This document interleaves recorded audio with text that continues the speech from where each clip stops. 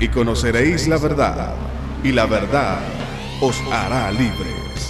El Ministerio de la Enseñanza y la Evangelización, Jesús Soberano Señor, presenta Palabra de Iluminación, un espacio dedicado al estudio de las más reveladoras verdades iluminadas en las Sagradas Escrituras. Recibamos al Maestro de la Palabra, José Briceño, en su espacio Palabra de Iluminación. Ok, dame un aplauso, Señor, para recibir la palabra. La palabra del Señor siempre se recibe con gozo, con alegría. Esto es nuestra clase número 10 y estamos desarrollando acerca de lo que es la blasfemia contra el Espíritu Santo.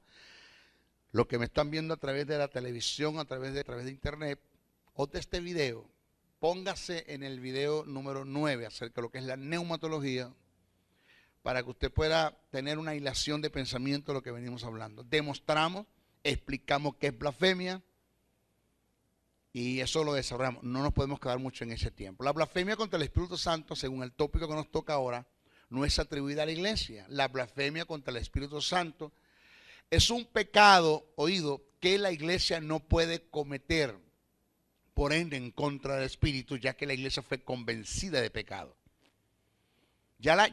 Usted no necesita ser convencido de pecado. Singular, no plural. Usted no necesita ser convencido de pecado. Singular, no plural. Porque unas cosas son los pecados que usted hace y se siente mal. Y otra cosa es el estado de pecado en la que usted estaba, que ya fue convencido por el Espíritu. Se le creó la necesidad de un Salvador. Se le presentó el don de la salvación que es Cristo, el plan de salvación, aceptó usted el plan de salvación, usted fue salvo, ya usted no necesita ser convencido de pecado del Estado, ya usted fue convencido. Entonces, por eso es que la blasfemia contra el Espíritu Santo, la iglesia no lo puede cometer, es un pecado que la iglesia no puede cometer porque la iglesia fue convencida de pecado. Ahora, según el testimonio de Pedro, según la primera carta de Pedro 4:14, el Espíritu Santo es blasfemado por el mundo, pero por la iglesia es glorificado. Eso lo dice el apóstol Pedro. El Espíritu por el mundo es blasfemado, pero por la iglesia es glorificado. Esto indica que se debe descartar por completo el atribuirle la posibilidad de la blasfemia contra el Espíritu Santo a la iglesia, y menos en la posición de salvación en la que la iglesia se encuentra. Señores, sucedió un caso en un estado, en una ciudad, en un pueblo acá en Venezuela. Llegué a ministrar una actividad y había una muchacha que la primera noche que yo llegué vi la necesidad que había en ella, sus ojos brillosos, su mirada caída, muy acongojada.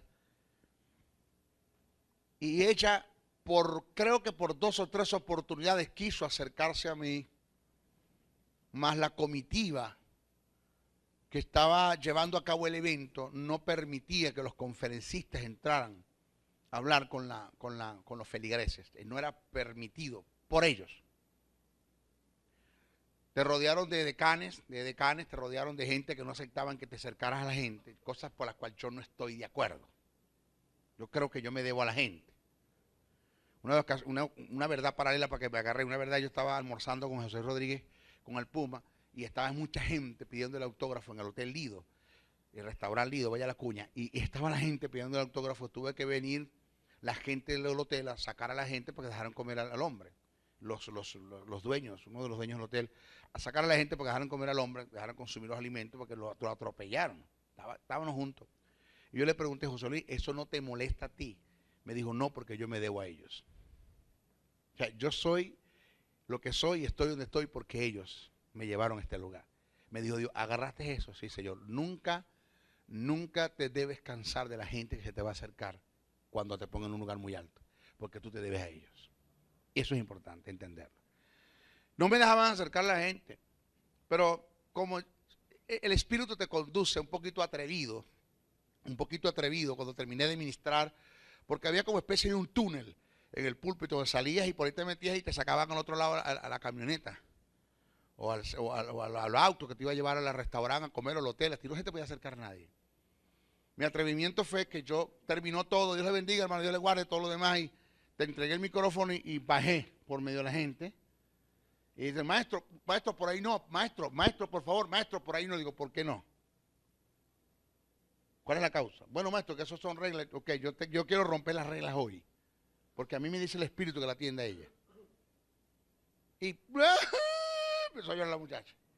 Me la agarré, la llevé y la metí por el túnel conmigo. Vámonos. Cuando yo voy, tú vas. Punto. Me la llevé. Fue estar conmigo al restaurante. Fuimos al hotel, nos sentamos y me contó algo que era necesario que escuchara. Digo, ¿qué te pasa? El Espíritu me ministró que tienes una necesidad. Digo, sí, maestro, tengo a mi madre prácticamente muriendo y entregada a la muerte. Y digo, ¿por qué? ¿Qué pasó? Bueno, maestro, mi madre, en una ocasión había una hermana que, usted sabe, esas hermanas que siempre hablan las mismas lenguas y las mismas lenguas, esas son lo que yo digo lenguas aprendidas, ¿no? Usted una vez lo escuché hablar de eso, que son lenguas aprendidas. Que cuando usted analiza lo que son el don de lengua, usted se va a dar cuenta que el don de lengua dice diversos géneros de lengua. El Espíritu Santo no tiene que hablar la misma lengua al mismo tiempo. O sea, el Espíritu Santo siempre que te va a usar en lengua, va a usar una lengua diferente. No sé si usted se entera de esa gente que habla la misma lengua todo el tiempo. Rabacanta, rabaconta, rabaquinda. Rabaconta, rabacanta, rabaquinda. Rabacanta, rabaconta, rabaquinda. Ra, ra, ra, ra, ra, ra, ra, ra, ra, ra. Entonces, bueno, desde que usted conoce a Juan habla esa lengua nada más. Eso no es el Espíritu. Son lenguas aprendidas. Porque dice diversos géneros de lengua. El Espíritu Santo no tiene que repetir lengua, así de sencillo. Y una hermana que siempre habla la misma lengua, mi madre se tomó la atribución, el atrevimiento de hablar, de juzgar, no de criticar, sino de decir, esa lengua no es de Dios. Ella lo que me dice que eso no es de Dios. Cuando mi madre le dijo eso, pues inmediatamente, ¿cómo se enteraría el líder de la iglesia, el pastor de la iglesia? Y el pastor se le acercó y le dijo a mi madre, usted ha blasfemado contra el Espíritu Santo. Usted no tiene perdón ni este sino ni el venidero. Usted ha blasfemado. Usted está eternamente condenada. Punto. Estamos hablando de un hombre de peso en el estado, en la ciudad, en el pueblo donde vive. Bueno, ahí está mi madre, tirada en una cama, porque simplemente, maestro, ella está creyendo lo que le dieron. Se está muriendo, no quiere comer, se entregó, no tiene vida, no tiene ánimo. Ella dice que si ya blasfemé, entonces ¿para qué pedir perdón por lo que hice en contra del Espíritu? Si ya blasfemé, no voy a tener perdón. Ese caso que se dio con esa hermana, se han dado casos de gentes que también le dijeron que blasfemaron contra el Espíritu porque atribuyeron una manifestación al diablo, que supuestamente el Espíritu le dijeron que ya estaban condenados, que no tenían perdón, y ellos optaron por decir, bueno, si yo no tengo perdón porque yo blasfemé contra el Espíritu Santo, entonces ¿qué yo hago en la iglesia? Pues entonces yo voy a disfrutar del mundo lo poquito que me queda, porque igualito perdón no tengo. ¿Cuál es el problema? ¿Verdad? Por mucho que yo ruegue, por mucho que yo ore, yo le vigile, Dios dice, no, fregar, blasfemaste, allá, coge para allá. O sea, si esto es así, entonces yo no tengo perdón. Bueno, entonces yo voy a disfrutar, yo voy a tirarme el mundo y disfruto porque no tengo perdón. Eso que lo estoy diciendo, usted se ríe, porque en forma jocosa lo digo, pero está sucediendo en nuestras congregaciones. Lo que pasa es que nosotros estamos en el centro de la ciudad, vaya por los pueblos, para que usted se dé cuenta de las locuras que se ven por esos lados y las cosas que se hacen en esos lados, hermano, que son impresionantes. Pero le digo, usted jamás, ningún creyente puede blasfemar contra el Espíritu Santo. Es un pecado que ya la iglesia no puede cometer. ¿Yeah? Posibilidad, el Espíritu Santo está llamado a enseñar. Está llamado a enseñar, exhortar, guiar, conducir, recordar, pero no convencer a la iglesia de pecado. Ya la iglesia fue convencida del estado de pecado en la que se encontraba. ¿Ok? Cabe una pregunta. cabe una pregunta entre lo que estamos desarrollando. ¿Qué es lo que nos hace sentir mal cuando pecamos? A mí se me acercó un hermano y me dijo, maestro, pequé. Ajá. Me siento mal, maestro. Me siento mal, muy mal. Le digo yo, siéntete bien que te sientes mal. Porque el hecho de que hayas pecado y te sientes mal quiere decir que naciste de nuevo. O quiere decir que naciste de nuevo y no estás en un estado de mente cauterizada. Porque se puede dar el caso que naciste de nuevo y estás en un estado de mente cauterizada, donde apagaste la voz de la conciencia. ¿Ya? Entonces cuando viene la intervención del Espíritu. Ya vamos a hablar de eso. Pero si tú pecas y te sientes mal, quiere decir que naciste de nuevo. Entonces siéntete bien que te sientes mal. Porque el hecho de que te sientas mal quiere decir que naciste de nuevo. Ahora, escuche, presta atención a esto bien. La respuesta, ¿qué es lo que me hace a mí sentir mal cuando yo cometo un pecado? La respuesta es muy sencilla. Tu espíritu que ha nacido de nuevo y que no está dispuesto a seguir en las prácticas de pecado, por no ajustarse a la simiente de Dios que está en ti, que es la justicia de Dios. Esto está revelado en Gálatas 5, 16, 22, donde manifiesta un conflicto interior entre el espíritu renacido del hombre y un alma no santificada. Presta atención a esto. ¿Qué dice Gálatas? Y aprovecho de aclarar algo, por favor. Voy a aprovechar de aclarar algo. Gálatas 5, 16 en adelante me presenta el conflicto interior en el creyente. Mas no es lo que me está presentando Romanos 7. ¿Se acuerda que Romanos 7 cuando dice, porque lo que quiero hacer no lo hago y lo que no quiero hacer eso hago, miserable de mí, quien me libra este cuerpo de pecado, porque consigo una ley en mis miembros que está en contra de la ley de Dios? Este es el conocido Romanos 7 que Pablo escribe. En Romanos 7 Pablo no está hablando del conflicto interior en el creyente. En Romanos 7 Pablo está presentando su experiencia como judío, hijo de hebreos, queriendo agradar a Dios por las obras de la ley y nunca pudo. Porque consiguió una ley que es superior a la ley mosaica, que es la ley del pecado y la muerte, que se activó en el Edén cuando el hombre quebrantó el mandamiento: no comerás del árbol.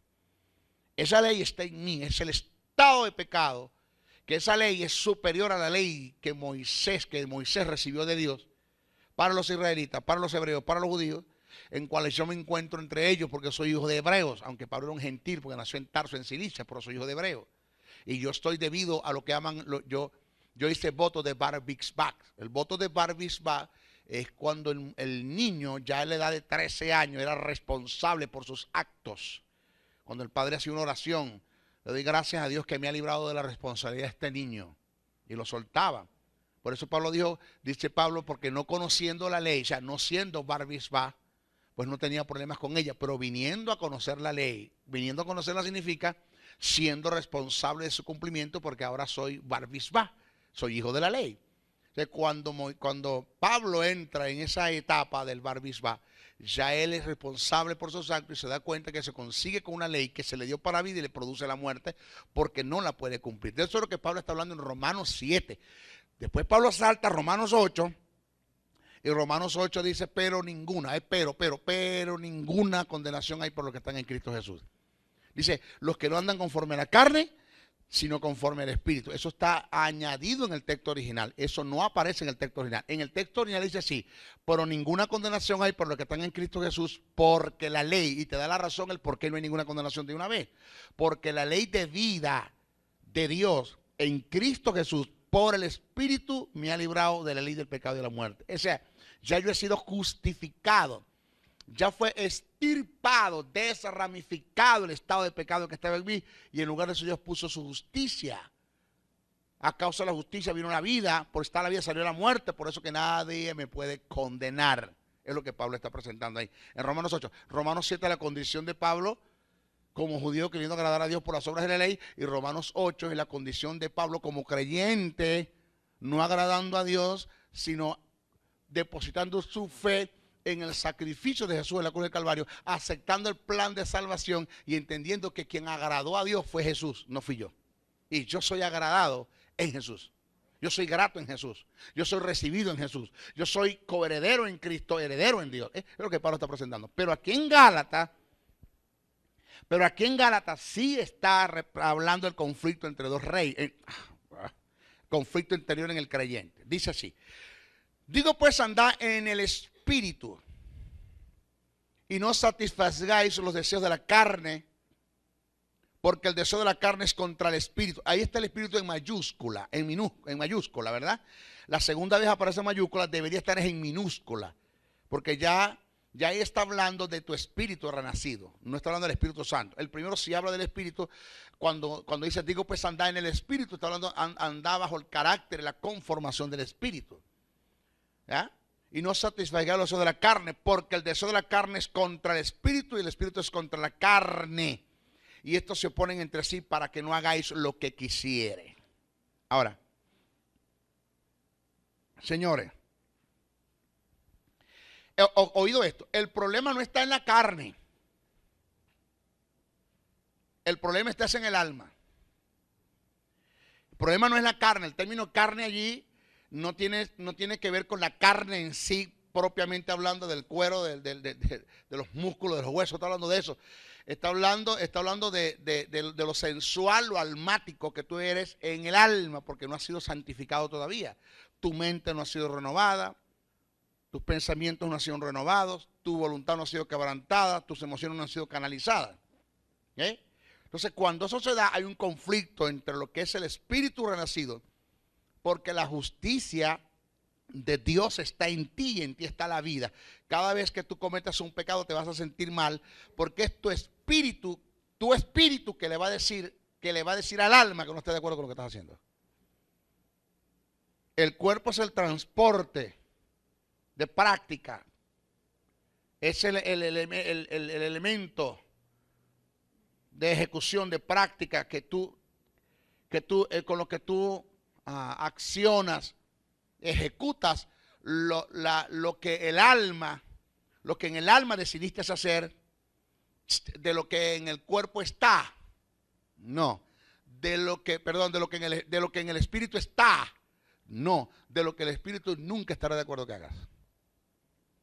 Nunca. Por eso siempre te vas a sentir mal, porque tu espíritu va a rechazar eso. Porque naciste de nuevo, no vas a seguir con esas cosas. Ahora, David, óigase la gran ventaja de lo que es conocer a Dios. David, sin haber nacido de nuevo, David no a diferencia a nosotros, David no había nacido de nuevo, y con todo y que David no había nacido de nuevo, David con un espíritu muerto, con su espíritu muerto, por la experiencia que tuvo, por el amor, por el aprendizaje que tuvo a causa del mundo o de la vida, que es una universidad, que se convierte en una universidad para enseñarte, cuando uno atiendes a la palabra, el espíritu, cuando uno atiendes a la palabra, los dones ministeriales y los dones espirituales, las circunstancias te van a enseñar. Y por la experiencia que tuvo con Betsabé, muy negativa, David, aún con un espíritu muerto, le ministra al alma. Óigase, David, aún con un espíritu muerto, le ministra al alma. Es cuando usted conoce que el texto que dice, bendice alma mía Jehová y no olvides ninguno de sus beneficios. Bendice alma mía Jehová. Y empieza David a ministrarle al alma. ¿Con qué le está ministrando, Dianora? Con un espíritu muerto, pero con una conciencia clara. Señores, de que no vale la pena seguir pecando en contra de Dios. Porque lo que yo hice me trajo fue destrucción, desastre, esto no vale la pena. Vamos a seguir cayendo en el mismo hoyo, vamos a seguir tropezando en la misma piedra con el mismo pie, no vale la pena. Entonces David le ministra al alma. Entonces, ¿qué es esto? Que cuando usted comete un pecado, su espíritu le va a empezar a ministrar el alma. Al alma, para que haya un estado para tocar la conciencia, ¿ya? y haya un sentir, un pesar de que tú sabes que lo que estás haciendo está mal, y pidas, óigame, y haya un arrepentimiento. Dígalo conmigo, arrepentimiento, no remordimiento. Y haya un arrepentimiento, porque el remordimiento te lleva a la muerte, el arrepentimiento a la vida. Lo que tuvo Judas fue un remordimiento, lo que tuvo Pedro fue un arrepentimiento. Dos cosas diferentes. Entonces, haya un arrepentimiento y tú te conduzcas ¿a qué? A volver a Dios.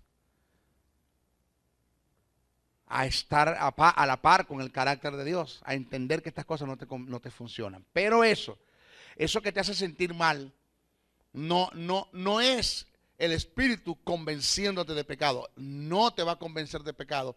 Es tu espíritu que le va a decir a tu alma la decisión que tomó para pecar y que no va a estar de acuerdo con lo que estás haciendo, con los pecados que estás haciendo.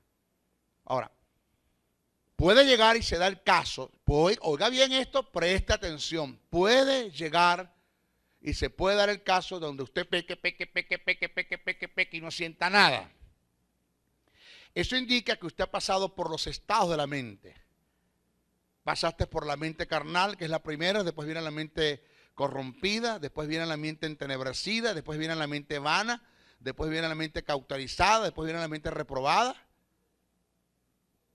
Entonces, cuando llegas a un estado de mente donde apaga la voz de la conciencia, que eso es peligroso. Peligroso no reconocer que estás mal. Peligroso cuando buscas formas de cómo justificar lo que hiciste, porque estás tratando de apagar la voz de la conciencia. Porque tu espíritu le ministra al alma, estás mal.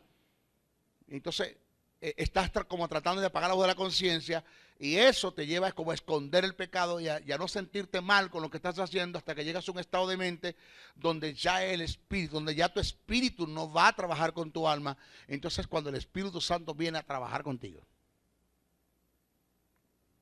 Pero se llega el caso en que ni siquiera, atención a esto, se llega el caso que ni siquiera el Espíritu Santo puede hacer la obra en ti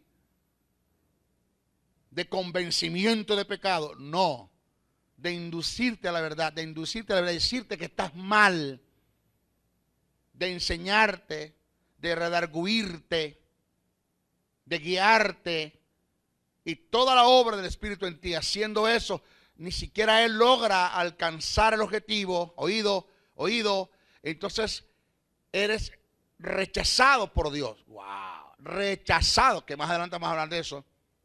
Eres rechazado por Dios. Entras en un estado de mente desaprobada por ser reprobado. Pasaste a un estado de mente desaprobada. Pasaste a un estado desaprobado. Y eres desaprobado por Dios, rechazado por Dios.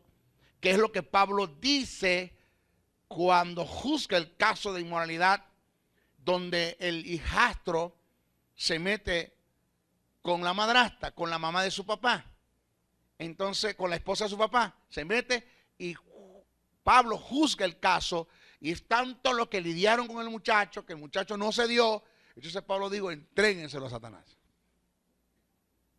para que su cuerpo sea zarandeado, se destruya y se pierda, pero su espíritu sea salvo el día de la redención. Y se entregó. Ahora, escuche esto. Eso es grave.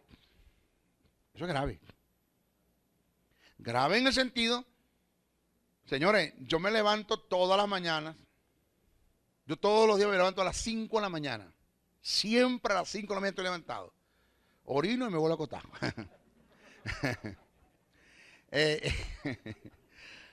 Cuando yo me levanto siempre en la mañana, yo me levanto con las perspectivas de una visión, de un propósito.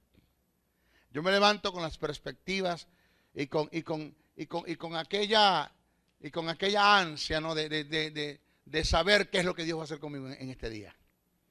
Y quisiera saber el futuro, qué viene, porque yo vivo por tres cosas: vivo para Dios, vivo para mi hogar y vivo para el reino. Para esas tres cosas vivo yo: para Dios, para mi hogar y para el reino. ¿Ya? Y cuando hablamos de reino y hablamos de Dios, estamos hablando de visión. Entonces yo me centro en la visión. ¿Qué vendrá? Yo amo esto, yo amo mis escuelas, yo amo el plan de Dios en mi vida, yo vivo para esto. En otras palabras, yo sin esto no tengo vida, yo para otra cosa no sirvo, yo sirvo es para esto. Entonces, el perder todas estas cosas y llegar a una mente cauterizada y ser rechazado por Dios y que yo me corrompa y me ensucie y mi cuerpo se deteriore por completo en el estado de pecado, en la droga, en la promiscuidad, en la homosexualidad, en la prostitución, en A, B, en todo, para que mi espíritu se salve, eso de que el espíritu se salve, eso está bueno, pero no fue lo que Dios siempre quiso conmigo. No es lo que Dios quiere conmigo. Dios quiere que yo sea un hombre realizado. Dios quiere que yo sea un hombre que sea un hombre de honores, que sea un hombre de honor, que sea un hombre de respeto, que sea un espejo para el mundo cuando me vea, que sea un hombre de glamour, de clase, de excelencia, que sea un representante del reino, que vista bien, que coma bien, que duerma bien, que yo pueda ser la imagen de Dios en la tierra, que la gente pueda decir, ¿quién es ese? Eso es un sacerdote del Dios Altísimo, eso es lo que Dios quiere. Prosperarme cada día más, bendecirme, reflejar su gloria en mí, el tic de su gloria, lo poco que Él pueda reflejar de mí, de su gloria es tan grande, de lo que Él pueda reflejar en mí, eso es lo que Dios quiere, ese es el objetivo de Dios. Lo que decía en la actividad el domingo, señores, el objetivo de Satanás es tentarme para detener el avance del reino en mí. El objetivo de Satanás es tentar a Jesús para detener la posibilidad o restarle la posibilidad a Dios que pueda establecer su reino en la tierra, pero el objetivo de Satanás es tentarme a mí es para detener el avance del reino en mí. Yo no voy a aceptar eso. Entonces, pero cada vez que usted haga algo mal, ahora, escúcheme bien lo que le voy a decir. No quiere decir, oiga bien, wow, yo no sé cómo ministrar esto porque es que por ahí están, hermano, tirándome por internet como usted no tiene una idea. El Espíritu Santo viene a convencer, no a condenar al mundo. Que el mundo se sienta condenado por el convencimiento, eso es cosa del mundo, pero inmediatamente en medio de la condenación te presenta el don. Aquí está. No te condenes. Aquí está el don, Cristo. Acéptalo, sal de ahí. Si esto lo hace el Espíritu Santo con el mundo, ¿cuánto más con la iglesia? El Espíritu Santo no viene a condenar a la iglesia. En otras palabras, si usted comete un pecado y se siente mal, siéntase bien que se siente mal, pero no se sienta mal toda la vida. No lo tome light, como decir, pequé, me siento mal, perdón, ya no me siento mal. No estamos hablando de eso. Pero tampoco es que te vas a estar condenando toda la vida por un pecado que hiciste, recordándote, por ejemplo, por decir algo. No es fácil perdonar una infidelidad. Eso no es fácil. Una infidelidad, señores, no es fácil. De ambos bandos no es fácil. Pero sabe que es duro y difícil. Yo creo que estoy hablando con alguien allá en la televisión, en el video, en YouTube, internet. ¿Sabe que es difícil perdonar una infidelidad? Duro, pero es tu opción, es tu única opción. Dos cosas puedes hacer, divorciarte o perdonarlo. Pero no puedes estar con la cantaleta cada vez que ese hombre esté contigo, en la cama, en el lecho, que te esté haciendo el amor. Cuando estén ahí abrazados, le pegan. Así se lo hiciste a ella, ¿verdad? Así se lo hacías a ella, ¿verdad? Ahí solo hacías a ella, ¿verdad? No, pues no, chico, no. Y todo el tiempo es una candeleta. O lo perdonáis o te divorciáis. Dos cosas puedes hacer. Tú lo perdonas, Dios te respalda. Te divorcias, también te respalda. Porque dice a causa de fornicación, adulterio, pues deja a la mujer o deja al hombre. Es aborrecida, eso está bien. Pero no es que te vas a estar condenando, vas a estar recordando el pecado de la persona. Por eso es que, oído lo que viene, bíblicamente hablando, no estoy de acuerdo. Y no es que yo no estoy de acuerdo porque yo no estoy. Es porque la Biblia me dice que eso no está bien, lo que nosotros llamamos en la iglesia disciplinas. Y menos cuando nadie conoce el pecado por la cual este hombre cayó o esta mujer cayó. Porque si tú cometes un pecado, sea cualquier el pecado, porque también tienes que entender que no hay pecados grandes y pequeños. Dios no juzga el pecado, Dios juzga el motivo del corazón. ¿Por qué lo hiciste? ¿Para qué lo hiciste? ¿Contra qué lo hiciste? ¿Cuáles fueron los daños que se produjeron por el pecado que hiciste? Para Dios no hay pecado ni grande ni pequeño. En nuestra iglesia se juzga más el pecado del ombligo para abajo, pero del ombligo para arriba nadie dice nada, chicos. Porque los que adulteran les cae todo el mundo, los ponen en disciplina por los chismosos, los brolleros, los censuradores, los lengua larga, los mentirosos, los engañadores, los que tienen motivos incorrectos en el corazón, los que quitan prestado y no pagan, los que no se someten a las autoridades, los que se rebelan a las autoridades, los que dejan los cargos votados. ¿Aló? A eso nadie le dice nada. Entonces no hay grandes ni pequeños, para Dios el pecado es pecado ya. Tu motivo. ¿Por qué lo hiciste? ¿Para qué lo hiciste? Los daños que te produjeron. ¿Cómo lo hiciste? Es un estado de premeditación y alevosía. ¿Cómo hiciste planes para pecar? Todo eso Dios lo está viendo. ¿Qué? Cometiste un pecado. ¿Cuál fue el tipo de pecado que cometiste? ¿Cuál sea el pecado? Tú vienes a mí y me lo confiesas. Como ministro yo estoy llamado a restaurarte. Pablo dice, ustedes que son espirituales, restauren los tales con espíritu de mansedumbre. No sea que mañana caigan en la misma condenación y después estén pegando el grito de misericordia, chico. ¿Por qué no restaurar a mi hermano? Porque yo tengo que decirle a la congregación un pecado que tú me vienes a confesar a mí, personal, a mí, me lo vienes a confesar. Yo soy tu pastor, yo debo tener ética ministerial, debo ser un hombre, debo ser una tumba en cuanto a confesiones, a nadie le debo decir, chico, se ha abierto código procesal penal, policial, donde te rige y te dice y te afirma que nadie le puede sacar una confesión hecha a un sacerdote en el confesionario, así sea para juzgar, para condenar a una persona. ¿Sabes quién sabe toda la verdad? El cura de la esquina, porque él fue y se lo dijo, pero es que es un cura. Es un sacerdote, nosotros no podemos sacar una confesión que ese hombre le hicieron en un confesionario. Eso lo protege el Código Procesal Penal, lo protege Fiscalía, lo protege el Código Policial, no lo podemos hacer. ¿Y cómo hacemos? Bueno, no. Si fuera un pastor evangélico quizás se venda, por ejemplo. ¡Aló!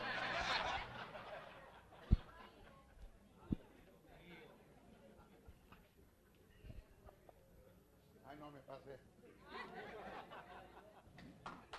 Esto es que de... Claro. Yo entiendo que no son todos. Yo entiendo que tenemos pastores, ministros, maestros, evangelistas, pastores, evangelistas, profetas, que tienen ética ministerial. Eso yo lo entiendo perfectamente. Pero tenemos una partida de gente en la iglesia pastoreando, otros que ni siquiera pastores son, que lo que están es fingiendo un cargo, que Dios no los llama a ser pastores. Y no les puede decir algo porque todo el mundo lo sabe. Porque en vez de ser ministros de gracia, son unos desgraciados como ministros. Desgracian a la gente, condenan a la gente. Eso no es lo que enseña la Biblia. Eso no se llama cobertura. Cobertura se llama el que yo pueda guardar tus espaldas, no alcahuetear tu pecado. Guardar tus espaldas, no alcahuetear tu pecado. Si tú cometes un pecado y vienes a mí, yo te voy a confrontar, que fue lo que hizo el profeta con David. Que David lo escribió, ese problema de David. Pero fue el profeta en lo privado que le llegó a David. Y David lo escribió, ese es problema tuyo. Yo no dije nada, David, vos lo escribiste, no está bien, pero ese es mi problema que lo escribí. Pero de la boca del profeta no salió. Lo confrontó en privado. Samuel confronta a Saúl en privado. Yo voy a corregirte porque lo hiciste, con quien lo hiciste, ¿dónde fue eso? Porque si usted viene a mí y me dice, maestro, vengo a hablar con usted. Dime, me siento mal. ¿Qué pasó? Cometí un pecado. Yo quiero que te ore por mí. Cometí un pecado. ¿Y cuál pecado fue? No, Dios lo sabe, Dios lo sabe. Entonces, si Dios lo sabe, ve a Dios. Habla con Dios, porque yo para restaurarte el pecado que cometiste quiero saber qué hiciste, hasta dónde está el nivel de condenación que tú tienes, porque yo voy a ver, de acuerdo al pecado que tú me confiesas y el estado en el que tú estás, yo voy a ver hasta dónde tú sabes lo que es justicia. Yo voy a ver hasta dónde, quién es el que está haciendo el trabajo, si lo está haciendo este espíritu que le está diciendo a tu alma que no está de acuerdo con lo que estás haciendo, o es el diablo que te está condenando. Vamos a ver. Entonces tienes que confesarme. ¿Qué pasó? Dime. Pues, ¿cómo trabajo contigo así? No puedo. No puedo, porque es capaz que después que yo ore por ti, te sigas condenado y vos te pegas un mecate y te consigan guindado. Porque no hicimos el trabajo bien hecho. Porque se da la posibilidad que lo que esté pasando no sea tu espíritu el que esté hablando con tu alma, sino que sea el diablo el que esté hablando con tu espíritu. Y te sientes condenado. ¿Por qué? Porque han orado por ti. Te han ungido con manteca de cochino. Fíjate que buscaron hasta un pulpo cristiano y te puso todos los tentáculos y nada. Entonces, aquí tienes problemas de condenación. Entonces, ni es el Espíritu Santo, ni es tu espíritu, es el diablo que está trabajando. Entonces ponemos al hombre en disciplina. Todo el mundo conoce el pecado. Todo el mundo lo sabe. ¿Por qué? Porque yo veo que Pedrito Pérez es un hombre activo en la iglesia. Ese hombre hace de todo. Toca piano, ese es hombre de todo. Un utility, ese de todo. Es un utility, de todo hace. De pronto tú lo ves sentado, algo tiene que estar pasando. Entonces los evangélicos empiezan a investigar. Porque soy mejor que el 6 sepa investigar. Muchachos, empiezan a investigar. ¿Qué pasó con el hermano? Y te dan con el caso. Te dan con el caso. ¿Aló? Entonces no es posible, las cosas no trabajan así. Ese no es el Espíritu Santo. El Espíritu Santo siempre viene a decirte, cuando digo no importa, oído lo que me están escuchando por la televisión, que no vayan a jugarme mal. Cuando digo no importa, no es que a Dios no le importa. No es que te esté dando licencia para que vayas y los hagas. Lo que te estoy diciendo es, en cuanto a escala de valores, en cuanto a perdón y en cuanto a pecado se refiere, no importa el pecado en el que tú hayas caído, o no hay pecado, voy a decirlo así mejor, no hay pecado en el que tú hayas caído, que sea tan bajo, que sea tan alto, que pueda hacer algo en contra o a favor del amor de Dios. Mire, no hay nada que usted pueda hacer a favor del amor de Dios. Y no hay nada que usted pueda hacer en contra de su amor. Se lo digo de otra forma. No hay nada que usted pueda hacer para que Dios le ame más. Y no hay nada que usted pueda hacer para que Dios le ame menos. Haga lo que haga, Dios le ama igual. Entonces, ¿usted se sintió mal, pecó? Sí, pide perdón. Entienda que Dios tiene un plan con usted. Entienda que hay propósito. Entienda que usted es representante del reino. Entienda que Dios no tiene pan de piquito, que Dios no tiene panadería, que se acabó el pan de piquito. Entienda que Dios lo sacó usted de un reino para otro, que no tiene sentido que continúe en ese reino, en el reino de las tinieblas. Lo trasladó a la luz. Entienda que usted está en primera del Espíritu Santo. Entienda que usted está sentado a la diestra del Padre juntamente con Cristo Jesús. Entienda que su salvación tuvo un precio que costó sangre, clavo, heridas, maltratos, espinas. Hay que entender. Entiende que usted fue llamado a honrar a Dios. Entiende que usted tiene que ser agradecido con Dios. Todas esas cosas. Usted pide perdón y eso lo llevan a no fallar, a no pecar más. No quiero hacerlo más, voy a confrontar esto, voy a resistir este pecado y usted sigue avanzando. Pero ya.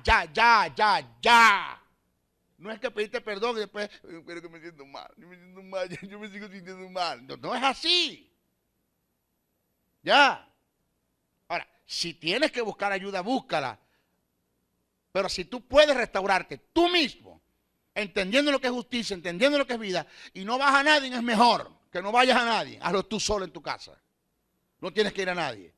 Ah, pero es que Santiago dice confesar los pecados los unos a los otros. Eso tiene un sentido lo que Santiago dijo. Y por causa, hay muchas cosas que Santiago está escribiendo que están tomando la seriedad de sacar el libro de Santiago de la Biblia. Ya están pensando en la posibilidad de sacar el libro de Santiago de la Biblia y llevarlo a hacer un libro apócrifo. Y no tomarlo en cuenta como un libro inspirado. ¿Por qué? Porque hay muchas cosas que Santiago dice que están en contra de la verdad de Dios, del carácter de Dios. Y ahí es donde se agarra la iglesia católica para decir que sí tenemos que confesar pecados, porque dice confesar los pecados los unos a los otros. Y hasta ahora no se sabe por qué Santiago dijo eso. No se tiene sentido por qué Santiago dijo eso. ¿Aló? Bueno, fíjese esto. El apóstol Juan nos muestra algo similar. Todo aquel que es nacido de Dios no practica el pecado. Cuando la palabra dice no practica, no está hablando de que no lo hace en un momento determinado. Para practicar es hacer de esto un estilo de vida. Para meditar, entrar en el terreno de la alevosía. Y no solamente eso, señores, sino gozarse con el pecado, disfrutar el pecado, disfrutarlo, gozarse, y no sentir ninguna reprensión. Dice, todo aquel que es nacido de Dios no practica el pecado, o sea, no se goza de él, porque la simiente de Dios, ¿cuál es la simiente de Dios? La vida, la justicia que está en él. Porque la simiente de Dios permanece en él. Y no puede pecar. O sea, no se goza del pecado. porque es nacido de Dios. Ahí está, porque es nacido de Dios, 1 Juan 3:9. El sentido que le da Juan a la práctica de pecado tiene que ver con hacer de él un estilo de vida. De no, habría una contradicción con 1 Juan 1:10 y 2:1 del mismo escritor, cuando dice, si decimos que no hemos pecado, le hacemos el mentiroso y su palabra no está en nosotros.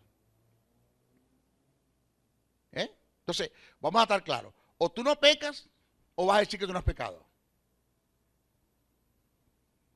Tiene que tomarse el sentido del pensamiento, entender el pensamiento del que escribe. O sea, el sentido más claro, lo que Juan quiso decir fue, todo aquel que es nacido de Dios no se deleita en el pecado, porque la simiente de Dios está en él, y ha nacido para no pecar, ni hacer del pecado un estilo de vida. Es lo que quiere decir el texto. ¿Usted pecó? Sí. ¿Se siente mal? Siéntese bien que se siente mal. Pero tiene que tener cuidado con las prácticas del pecado, con la reincidencia del pecado, porque lo va a llevar a un estado peligroso. Tiene que tener cuidado con eso. Entonces, por causa de la simiente de Dios, que está inherentemente en nosotros, que es la justicia de Dios, y la naturaleza de Dios, que es la vida, siempre que caigamos en el pecado fortuita o deliberadamente, vamos a sentir rechazo por él. Nunca nos ajustaremos a esa vida, ya que no hay compatibilidad entre el estado de justicia y el estado de pecado. La vida de Dios y la muerte satánica, a menos que hayamos apagado. O sea, no hay compatibilidad entre la justicia y el estado de pecado, ni la vida de Dios ni la muerte satánica. A menos que hayamos apagado la voz de la conciencia, cayendo en un estado de mente cauterizada, pasando a la reprobada, siendo rechazado, siendo desechado por Dios. ¿Qué es lo que decíamos ahora? O sea, fíjense lo importante que es entender estas cosas. Mis hijos, esto que les estoy enseñando se llama neumatología pura. Esto no lo enseñan en todas partes. Te hablan de blasfemia y te hablan inmediatamente que ya tú pecaste. Ya blasfemar es atribuir la obra de Dios al diablo. Ya estás listo, pecaste. No es lo que enseña la Biblia. Ahora, dice que el Espíritu Santo viene a convencer al mundo de pecado. Ya hablamos eso. Vamos a ver del convencimiento de justicia. ¿Qué tiene que ver con el convencimiento de justicia? ¿A qué se refiere Jesús cuando dijo él convencerá al mundo de pecado, de justicia y de juicio? ¿Qué es el convencimiento de justicia?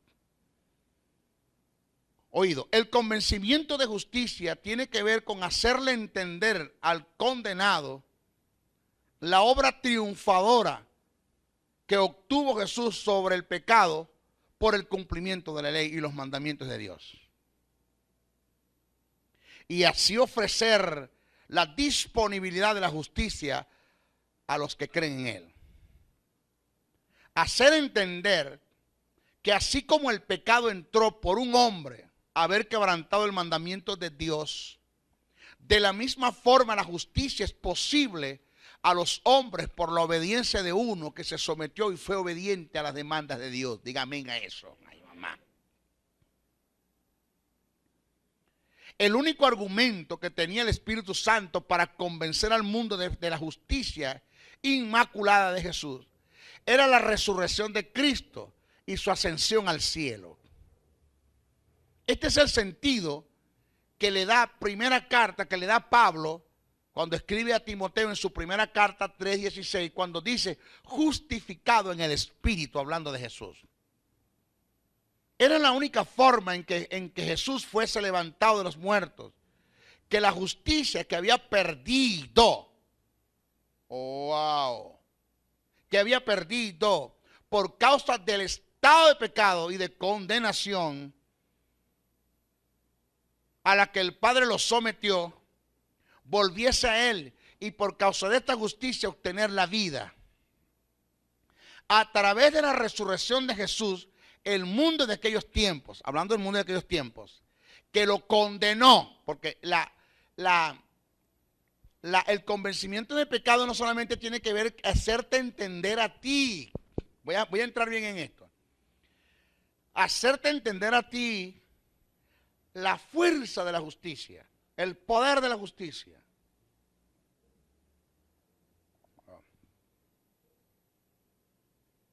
¿Cómo explico esto? Hacerte entender a ti que una vez que tú hayas obtenido la justicia de Dios, que es por gracia, que la tienes a tu alcance, después de haber sido convencido de pecado, del estado en el que estás, pues la tienes a tu alcance a través del don de la salvación que es Cristo, y el Espíritu Santo lo que Él está buscando es ofrecerte el estado de justicia a cambio del estado de pecado en el que tú estás. Pero que entiendas que ese estado de justicia, óigame, ni se obtiene ni se mantiene por obras. Ni se obtiene ni se mantiene por obras. La obra del Espíritu Santo, hacerte entender que una vez que tú fuiste justificado en el Espíritu, que se te ha extirpado, desramificado, que se te ha quitado, que se ha producido en ti la remisión, remitir, quitarte y poner en, es trasladar. ¿Dónde está el hermano Juan? Lo remitieron a Valencia, trasladar, quitar de y poner en, que una vez que en ti se haya dado el acto de remisión, de redención y de propiciación y te lleva a un estado de regeneración, es imposible que nada en este mundo pueda revertir eso que se dio ya en ti, porque depositaste tu fe en quien ya lo hizo por ti en la cruz del Calvario, que llevó tu estado de pecado, que llevó tu maldición, que llevó tu enfermedad, que llevó tu muerte, y que por causa de eso ocupó tu lugar en el infierno, y del infierno Dios lo levanta, justificándolo y vivificándolo también en el Espíritu, a Él, para poderte justificar y vivificarte a ti, porque Pablo dijo, si Cristo no resucitó, vana en nuestra predicación. Indica que Jesús tenía que levantarse de los muertos, pero para levantarse de los muertos, por ende, tenía que tener vida, para tener vida tenía que tener justicia, y para tener justicia tenía que ser justificado dentro de los muertos, en el Espíritu. Si yo tengo que entender eso, lo que estamos hablando ahora, peco, me siento mal porque por el propósito, por el amor, por la honra, por el respeto, porque Dios me sacó de allá y me puso para acá y no me gusta que yo esté allá. Por tantas cosas me siento mal, pero no me siento mal en el sentido de que estoy pensando en el infierno, el gusano que nunca muere, el fuego que nunca se apaga. No es lo que me hace a mí pedir perdón. Porque no hay nada en este mundo que me pueda condenar. Una vez que yo he sido salvo, nada me puede condenar. Ninguna condenación hay por los que están en Cristo Jesús. Y el texto dice, los que no andan conforme a la carne, sino conforme al Espíritu, eso no está añadido en el texto original. Bueno, maestro, por la Biblia dice que si pecáramos voluntariamente, después de haber tenido conocimiento de la verdad, ya no queda más sacrificio por los pecados, sino una horrenda expectación de fuego de árbol que devora a los adversarios. Eso tiene un sentido escritural allí. Eso es quien está escribiendo es un judío a judíos que renunciaron a las prácticas de la ley por entrar en la verdad del Evangelio. Y cuando dice si pecáramos voluntariamente, el pecado voluntario del que está hablando el que escribe es volver otra vez a los sacrificios, volver otra vez a la ley, el que está escribiendo allí. Porque es una forma de pisotear la sangre del Cordero. Ya Cristo fue sacrificado, fue crucificado en la cruz del Calvario. Ya su sangre fue derramada. ¿Por qué vas a seguir sacrificando Cordero? ¿Vas a negar el sacrificio de Jesús? ¿Vas a pisotear la sangre del pacto? ¿Tú eres loco? Es lo que quiere decir el que escribe. No tiene nada que ver con salvación. Lo que pasa es que hay muy poca gente que estudia. Cualquiera te tira lo que sea. Y como los evangélicos, la mayoría no saben Biblia. Vamos a estar claros. No saben, vamos a estar claros. El 90% de los evangélicos no estudian. Lo que hace es que leen la Biblia. Leer la Biblia es una cosa y estudiar es otra. La Biblia no es un libro de lectura. La Biblia es un libro de estudio. La Biblia se lee para estudiarla. Un hombre estaba predicando y un maestro estaba predicando y se levantó un feligrés y dijo, maestro, usted sí sabe. Y el maestro dijo, no es que yo sé que ustedes no saben nada.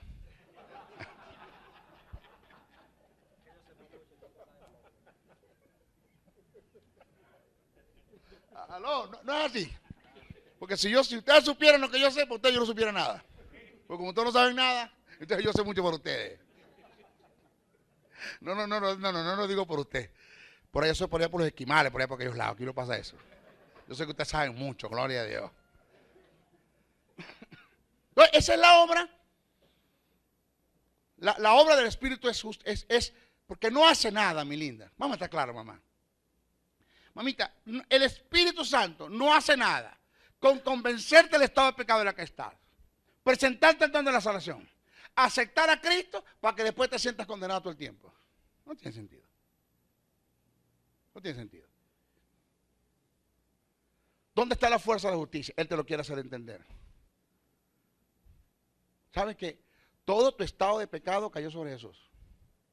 Todos tus pecados, adulterio, fornicación, inmundicia, lascivia, idolatría. No. Tu estado de pecado. No estoy hablando de tus pecados. Tu estado de pecado cayó sobre Jesús. Punto. Y ese estado de pecado lo condenó a él. Punto. Y ese estado de pecado le produjo la muerte a él. Punto. Si Jesús no muere espiritualmente, no puede morir físicamente. Lo que produce la muerte física en un ser humano es la muerte espiritual. Si la muerte espiritual no entra la muerte física. Lo que produjo la muerte física en Adán fue la muerte espiritual. Para que Jesús muriera físicamente, tenía que morir espiritualmente primero. No estoy diciendo que el espíritu de Jesús murió. No existe muerte, no hay aniquilación de espíritu. Ningún espíritu puede morir. Muerte espiritual es la palabra tanato, que diga separación. Que es donde Jesús dijo, ¿por qué me has desamparado? Tu estado de pecado produjo la muerte en él. Y él tuvo que ir al infierno, a la parte más baja de la tierra. Porque no sé si ustedes le han hablado de la doctrina del infierno. La Biblia presenta 3 infiernos: el Tártarus, el Hades o Seol, que es el mismo, o el Gehenna, Geinón o Valle de Linón. Son 3 infiernos que presenta la Biblia.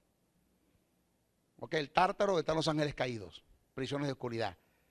El lago de fuego, el Gehenna, es donde van a ser lanzados. En los juicios finales van a ser lanzados todo el falso profeta. Es un lugar que no se sabe dónde está. No se sabe, geográficamente no se sabe dónde está.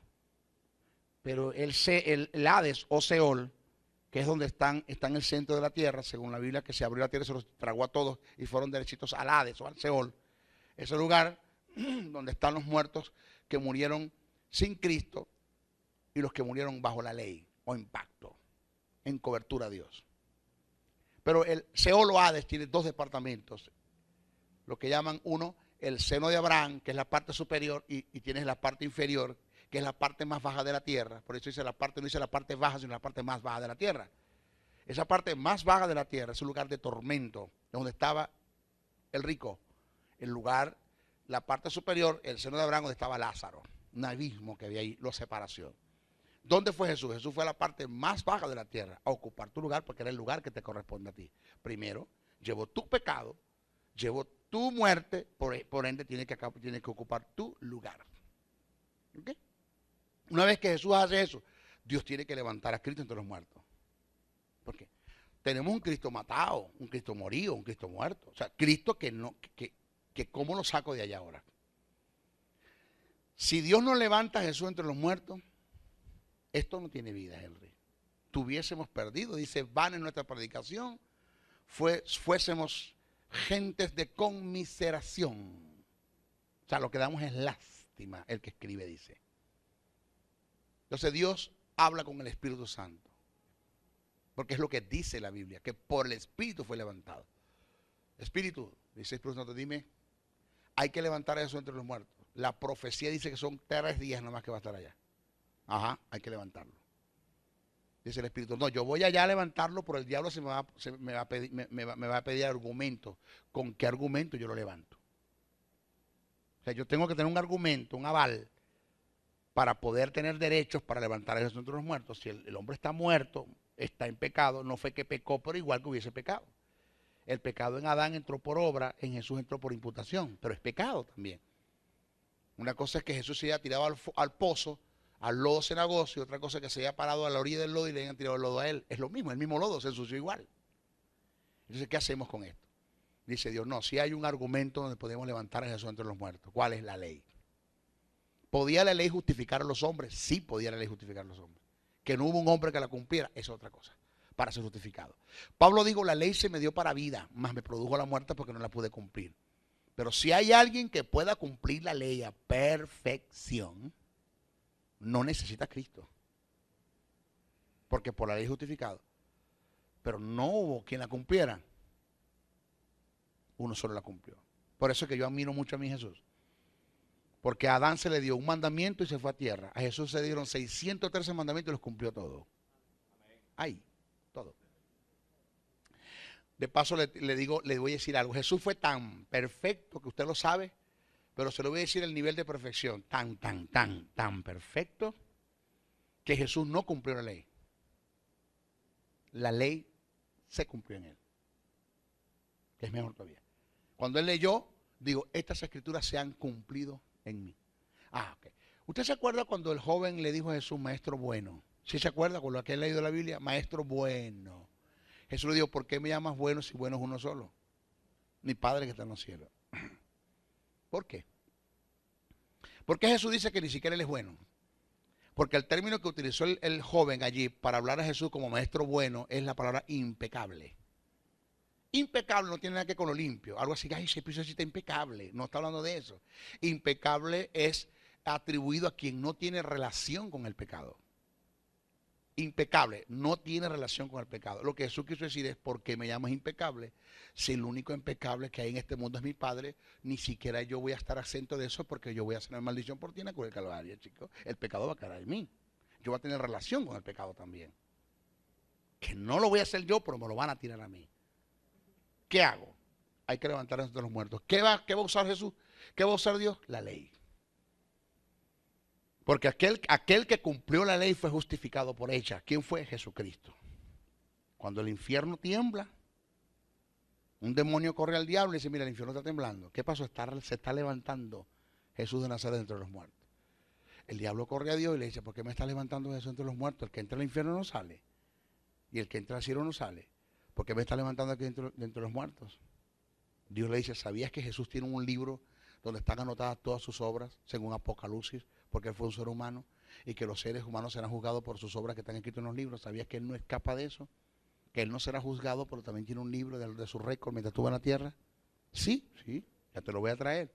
Gabriel, tráeme el libro. Gabriel trae el libro, se lo da a Dios, y Dios se lo da al diablo.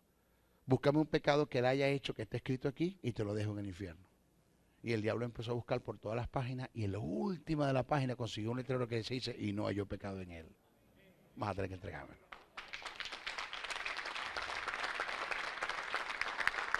Eso yo lo tengo que entender. El Espíritu me va a enseñar esas cosas. Yo estoy convencido de la justicia que yo tengo. Estoy convencido que ningún pecado, que ninguna condenación, que nada me puede llevar al infierno. Así de sencillo, estoy convencido. Maestro, pero es que el que usted diga eso y la iglesia lo escuche, entonces los evangélicos se van a pecar. No queda uno en la iglesia. Bueno, el hecho de que yo diga que la salvación no se pierde, por decir algo, en un supuesto que no se pierda, aunque se pierda. Supongamos que la salvación no se pierda, o se pierda, y yo le digo a usted que se pierda, no perdiéndose, o perdiéndose, y usted se va a pecar, porque si yo le digo a usted que la salvación se pierde, aunque no se pierda, es la mejor forma de probar su fidelidad. Porque si después que yo le digo a usted que la salvación no se pierde, y le demuestro por la Biblia que la salvación no se pierde, usted se va a pecar, pues simple y llanamente, señor, usted es un mal cristiano. Usted lo que está manifestando es lo que siempre ha tenido en el corazón. Yo estoy escribiendo un libro que es el que más se va a vender en el mundo, que se llama ¿Cómo pecar sin que Dios se dé cuenta? Porque eso es lo que los evangélicos quieren, pecar sin que Dios se dé cuenta. ¡Wow! ¿Cómo es eso? Deme el libro, maestro, quiero pecar sin que Dios se dé cuenta. ¿Aló?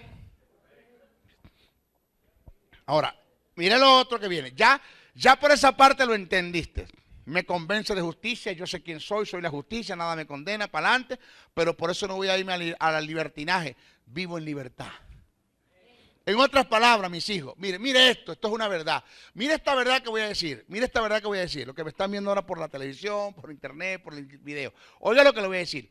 Cristo nos hace libre del pecado y en la iglesia nos hacen esclavos de la santidad. Porque la santidad que hay en la iglesia es una santidad, hermana, que lo que le está produciendo a usted es esclavitud. No vaya, no venga, no se quite, no se ponga, no se pinte, no se raspe, no haga. La santidad es una lista de cosas que tú tienes que hacer y cosas que no tienes que hacer en la iglesia. Porque nuestros ministerios, no todos, pero los hay, están viendo la salvación como una cota inicial que Dios pagó en Cristo en la cruz del Calvario, pero usted tiene que encargarse de los giros. Si usted no paga giro, usted no va para el cielo. ¡Aló! Cuando la Biblia dice que el pago fue completo. ¿A qué me huele eso? A libertad.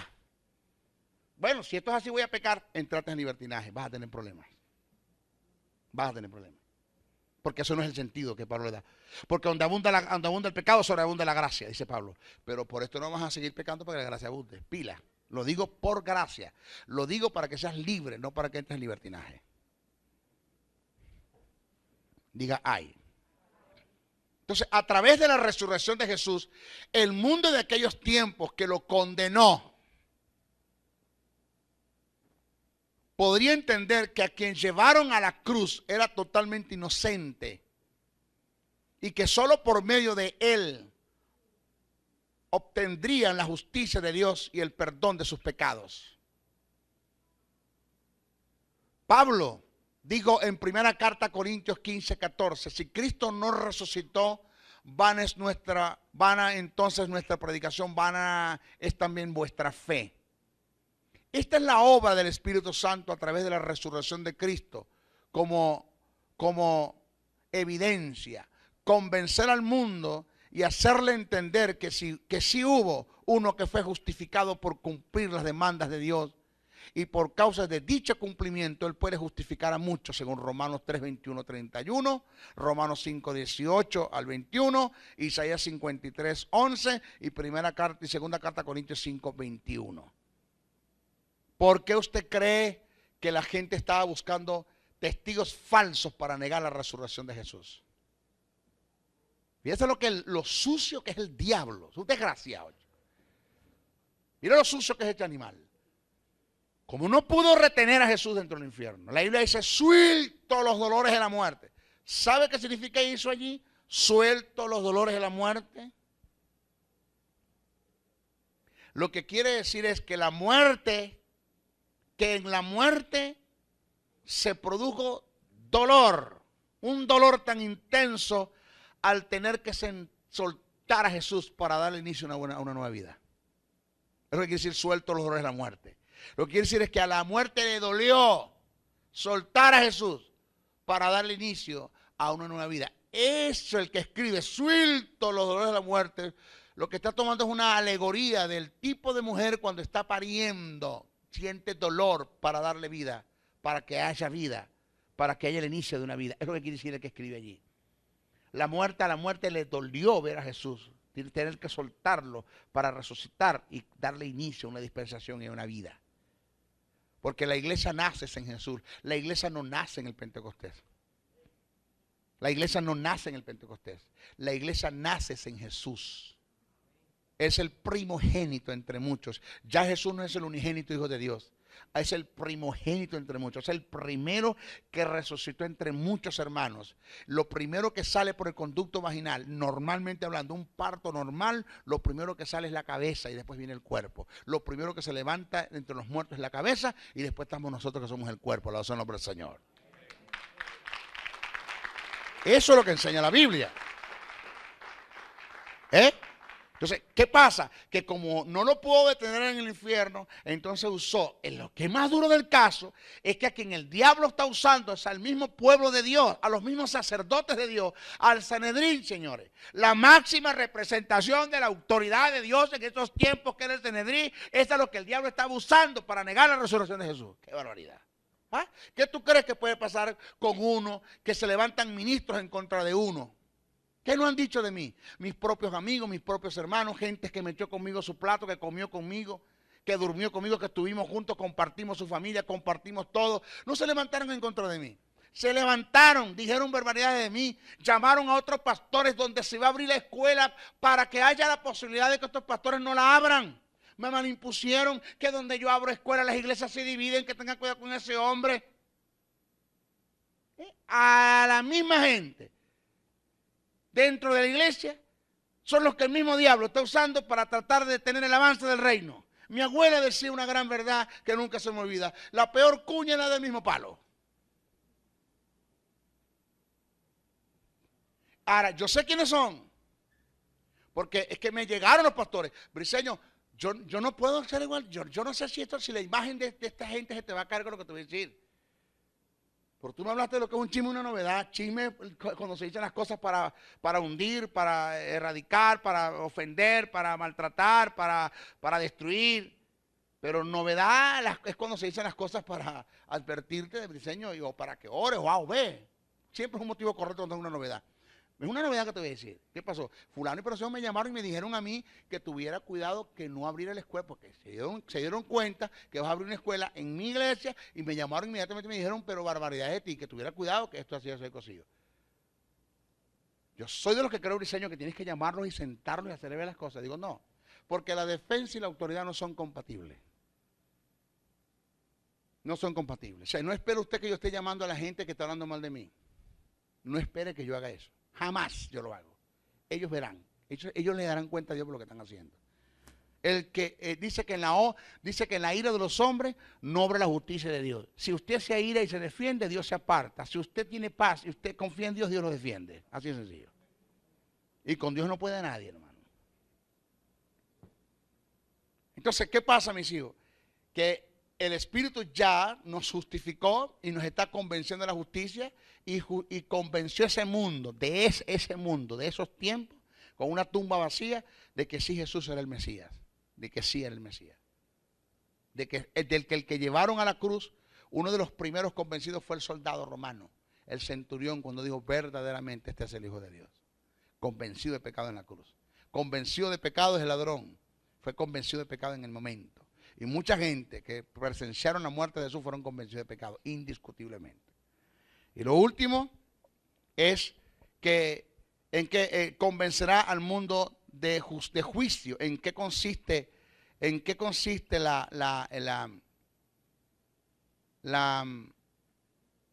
convencimiento de juicio? En nuestra próxima clase lo vamos a dar porque no tenemos tiempo para ahora. Bueno, ok. Bendiciones. Bendiciones. Bendiciones.